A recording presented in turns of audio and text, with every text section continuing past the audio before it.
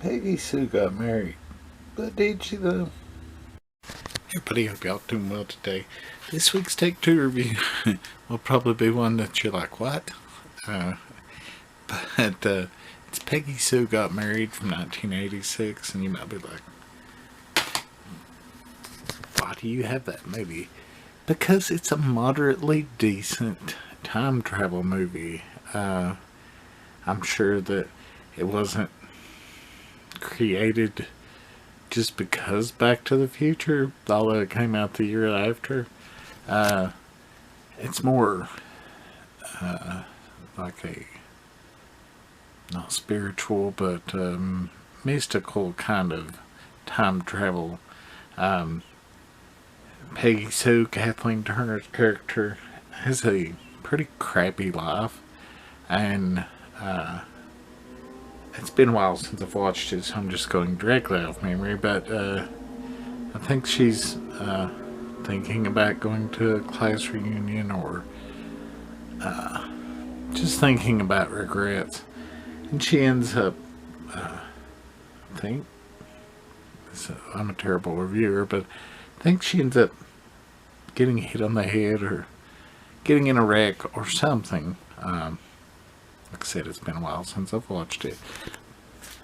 But when she wakes up, she's back in high school, back in her body in high school, but with all her adult thoughts and all her future knowledge.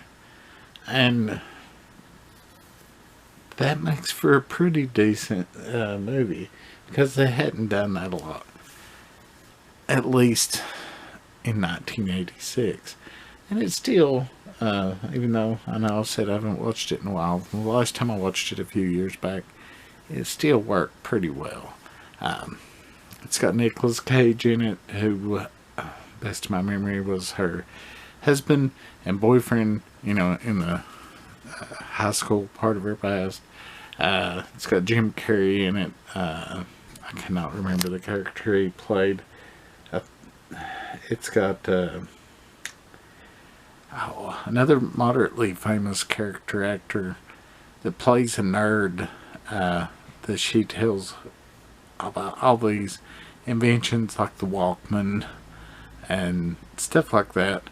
And the majority of the movie set in the 50s, so it's like he's finding out all these goodies. But yeah, it's an odd piece.